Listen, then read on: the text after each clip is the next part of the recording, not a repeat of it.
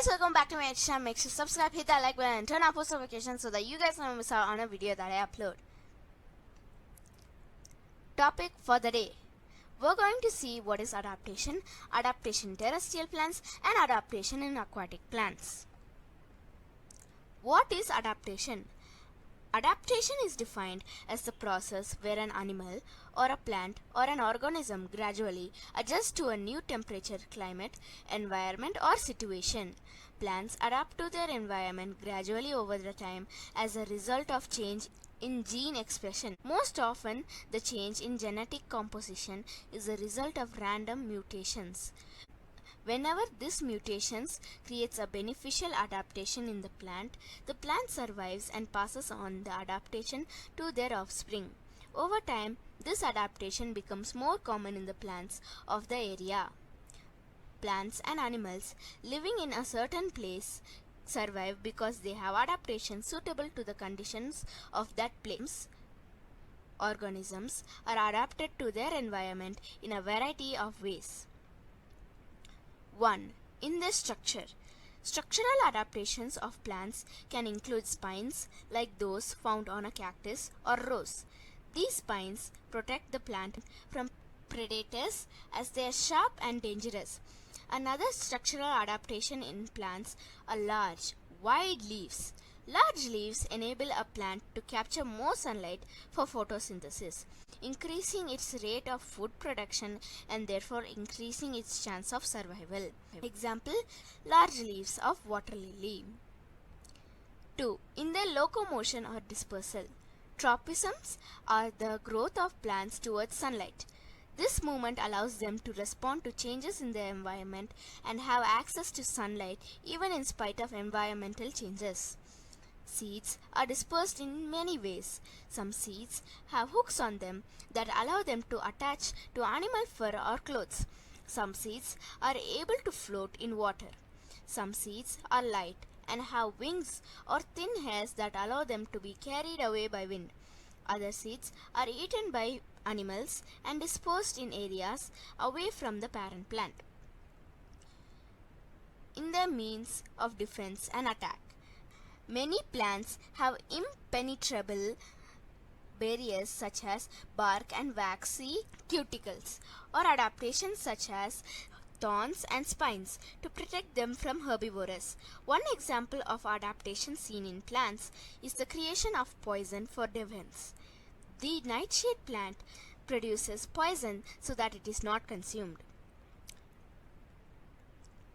In their reproduction and development and in other respects. Dormancy is a state when organisms are in unfavorable conditions and slow down their metabolic process to a minimal to retain resources until conditions are more favorable. Many plants may do this when there is a lack of water, while animals such as garden dormouse hibernate, which is also a form of dormancy. Seed dormancy is an evolutionary adaptation that prevents seeds from germinating during unsuitable ecological conditions that would typically lead to a low probability of seedling survival. Let us see adaptations in terrestrial plant. Terrestrial plants. Plants that grow on land are called terrestrial plants. Terrestrial plants are of different types depending on the condition they grow in. Adaptation in plants in desert. Most of the soil in desert is dry. There is very little water as it rarely rains there. Yet plants live and survive in the desert. Desert plants have several types of adaptations that help them conserve water and survive. A leathery or waxy coating on the leaves and stem reduce evaporation. Thick stem or other plant parts provide water storage space. Small leaves or spines reduce the surface area of the plant exposed to the sun to prevent loss of water from leaves. Spines and fine hairs reflect heat and reduce air flow over the plant's surface. These plants have long spread out roots under the surface of the soil in search of water. Many plants have combination of these adaptations. Example, Cactus have sharp spines, leaves, and thick stem that store water, which is used up when there is no rain. This thick green stem of cactus makes food. Barrel cactus remain dormant when there is no rain. When it rains, they produce flowers and seeds. It takes in water, expands, and becomes a green ball. Mosquito bush roots can grow down more than 20 meters in search of water. Adaptation in plants in hills. High in the mountains, the climate is cold and windy with little precipitation. Adaptations seen in plants growing in the mountains are: most mountains plants grow close to the ground to avoid being uprooted by strong and frequent winds. The trees are normally cone-shaped with sloping branches, needle-like leaves with thick waxing coating to prevent water loss, thick bark to protect against the cold. Cone-shaped trees with flexible branches which help them to cope with heavy snowfall. These structures prevent accumulation of rainwater and snow. Example: pines, oak, birch, spruce, maple, and frizz. They are usually tall and straight. Instead of flowers, they have cones and are therefore called coniferous. The cones have seeds in them. The sloping shape of the trees make the snow fall off them easily. They do not shed all their leaves at the same time and so look green throughout the year. They are therefore called evergreen trees. The trait allows evergreen to save energy by not regrowing their needles during the spring. Oak, maple, birch, and beech trees shed all their leaves in winter to protect themselves from the cold. New leaves grow in spring. They are called deciduous trees. Adaptation in plants in plains. A plain is a broad area of relatively flat land. Plants growing on plains are usually large with big crown and strong branches. Trees have several branches and leaves. These plants have good strengthening structure in their stems and branches. They have extensive root system to anchor them solidly in the ground. Trees are a prime example of this, with their great development of woody material in trunks, branches, and highly developed root systems. Unlike freshwater aquatic plants, which have no water constraints, terrestrial plants may have trouble obtaining enough water from the soil in the first place. Once they obtain their water, they must be able to retain it long enough to utilize it. Land plants, therefore, have some sort of protective layers developed on the external surface to prevent water loss. Many of these plants grow in warmer climates of the plains and shed more of their leaves in autumn. Example: trees like banyan, peepal, mango grow in warmer climates. Many plants such as coconut, sugarcane, teak, tamarind, rubber grow in places that are hot and wet. Some of the trees are evergreen and some are deciduous. Adaptation in plants in marshy places. Marshy places are the areas where the soil is clayey and very sticky due to high water content. The water collects in soil and covers it. Some plants show adaptation to survive even in such areas. Mangrove trees have roots that grow above the soil so that they can get air. These roots are called breathing roots. Some plants live in swampy or marshy places. The roots cannot get air, so they come up to the soil. These types of roots are called breathing roots.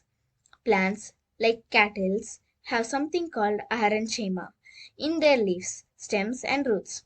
Parenchyma are basically open spaces that allow oxygen to travel from air to leaves and to shoot, and down to the roots and rhizomes that are underwater.